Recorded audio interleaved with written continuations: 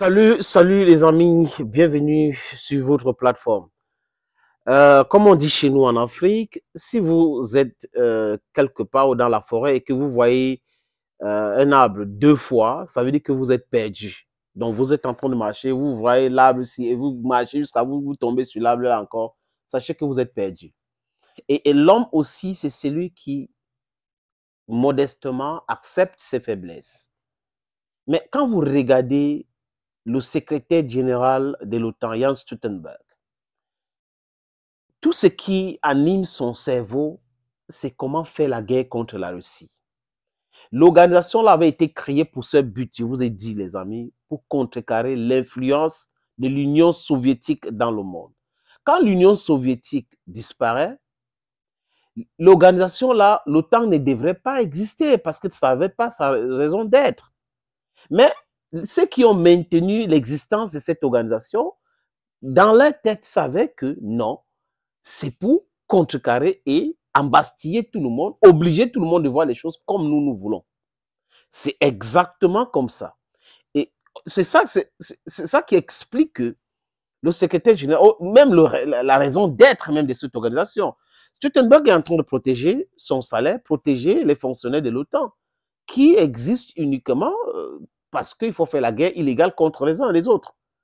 Maintenant, en dehors, si les États-Unis ne font plus partie de l'OTAN, est-ce que ça va exister? J'ai un doute fort. Parce que l'Europe n'a pas la capacité de se unir, même l'unité européenne fragile. Les Allemands ne considèrent pas qu'ils doivent utiliser l'argent pour mettre dans ce truc, parce qu'il y a un Stoltenberg qui dit que l'Ukraine a la capacité. Écoutez, écoutez quelqu'un qui fait des cauchemars. L'Ukraine a la capacité de récupérer encore les territoires. Quelle capacité de récupérer quoi? Vous avez armé des gens, 40 pays ont donné des armes massivement en Ukraine. La Russie les a détruits. Vous n'avez pas la capacité de produire. Les militaires ukrainiens vous passent les messages que de façon numérique, on n'a plus la capacité d'en découdre avec l'armée russe. Les officiers ukrainiens le disent clairement aujourd'hui, les amis. Numériquement, ils sont un dessus sur nous. Avec les armes tactiques, techniques, technologiques, vraiment, ils sont présents. Donc, c'est compliqué pour nous. Quand les militaires envoient les signaux pareils, les amis, qu'il faut faire quoi? Il faut négocier. Il faut aller sur la table des négociations pour en finir avec cela. Regardez, Elon Musk, qui n'est pas pro-russe, dit de façon clairvoyante qu'il faut négocier, sinon l'Ukraine va perdre d'autres terres. Et c'est ce qui est en train de se produire aujourd'hui, les amis. Tantôt, on est en train de pleurer que la Russie a bombardé Kharkiv, Soumy et autres. Pendant ce temps, c'est la guerre. Et là, il n'y a pas de guerre propre. Il n'y en a pas. Ça n'existe pas. Pour arrêter cette carnage, il faut juste négocier. Une solution négociée est meilleure que de tuer les êtres humains. Mais bon, Jens Stoltenberg et certains de ses amis élites occidentales, ils ne comprennent pas cela. C'est le gain facile qui anime leur cerveau. Alors, comment on va faire pour devenir milliardaire? Comment on va faire pour gagner autant d'argent? Quelqu'un qui ose dire que l'Ukraine peut récupérer encore les terres. Donc, récupérer, ce n'est plus gagner encore. Parce que l'Ukraine va gagner, l'Ukraine doit gagner. Aujourd'hui, c'est récupérer certaines terres. Son programme, parce qu'il a une proposition, les amis, il est en train de partir là, de l'OTAN. Donc, tout ce qu'il est en train de faire là, c'est blowing hot air. Il a un plan de financement de la guerre en Ukraine quinquennal, donc sur 5 ans. Et il veut 100 milliards d'euros.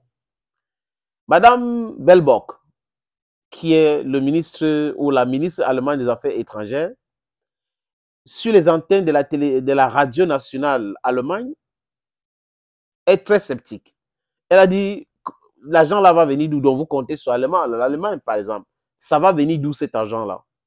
Il y a d'autres mécanismes au sein de l'Union européenne qui les poussent à vouloir financer la guerre, mais dit qu'on va mettre 100 milliards sur la table sur 5 ans. Donc, Jens Stoltenberg est en train de préparer la guerre pendant 5 ans. Et pendant ces 5 ans-là, tous les dirigeants qui sont là actuellement vont partir. Et certainement, c'est les nationalistes qui vont prendre le pouvoir en Europe parce que le peuple européen, à sa grande majorité, n'est pas content du tout, absolument pas content. Donc, on voit des gens qui sont en train de vouloir léguer la souffrance aux autres. Ils lèguent.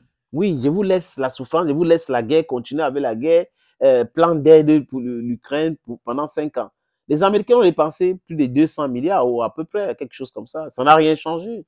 Il y a 61 milliards qu'on a bloqués. Ça ne peut rien changer non plus. Donc, même si l'Europe met 200 milliards pour financer la guerre, ça ne va rien changer. Parce que la Russie n'achète pas les matières premières. La Russie produit localement. Ils ont la technologie, ils ont tout. Donc, ce n'est pas comme si l'OTAN est en train de faire la guerre contre un pays qui ne produit pas les armes, qui achète les armes. Donc, ce truc-là, les gars-là devraient mettre dans leur tête. Stuttenberg, you are daydreaming. Et il a dit cela lors de sa conférence de presse à la fin de la réunion de l'OTAN, des ministres des Affaires étrangères. Il dit oui, l'Ukraine a la capacité de reprendre les terres. Non. Pourquoi le discours change aujourd'hui? L'Ukraine a la capacité de reprendre certains territoires.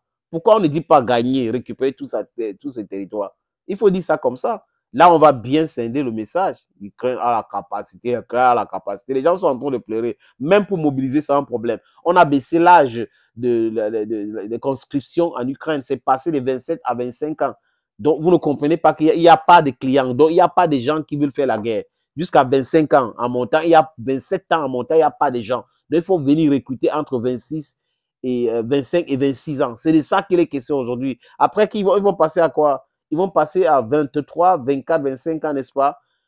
C'est-à-dire que la révolte ukrainienne, le peuple ukrainien va venir bientôt. Parce que ce peuple est en train de comprendre sur quoi est-ce que Zelensky les a mis. C'est dans un non-sens total.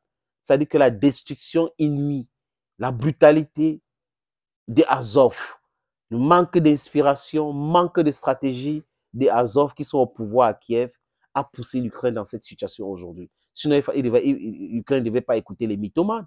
Les Occidentaux sont des mythomanes. Ils n'ont jamais aidé quelqu'un, ils n'ont jamais réglé un problème. Afghanistan, ils fuient. L'Irak, regardez la situation. Libye, regardez la situation. En Syrie, regardez la situation. Donc, les Occidentaux sont forts pour créer des problèmes, créer du désordre. Hein? Ils font des guerres illégales, brutaliser les gens, et après, ils fuient, ils abandonnent le chaos. Donc, l'Ukraine pense que c'est les gens qui ont toujours fonctionné comme ça, qui ont esclavagisé les gens, qui ont colonisé les gens, qui ont organisé des guerres illégales, peuvent être sincères dans leur amitié avec eux.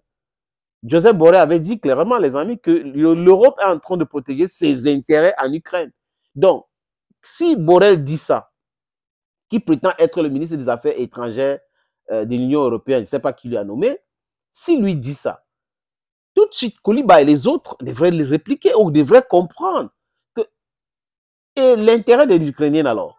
Donc, si l'Europe est en train de faire la guerre en Ukraine avec la Russie en utilisant les Ukrainiens, et l'Ukraine, l'intérêt de l'Ukrainien dans cette histoire, c'est quoi? That is the serious question Zelensky and his friends of Azov were supposed to ask themselves. Azov même qui était une organisation interdite par le Congrès américain. Aujourd'hui, les gars s'accommodent avec Azov. Mais vous savez, quand ça va brûler leurs droits, c'est là qu'ils vont commencer à combattre les gars. Thank you, friends. Thank you for always watching. And bye-bye for now.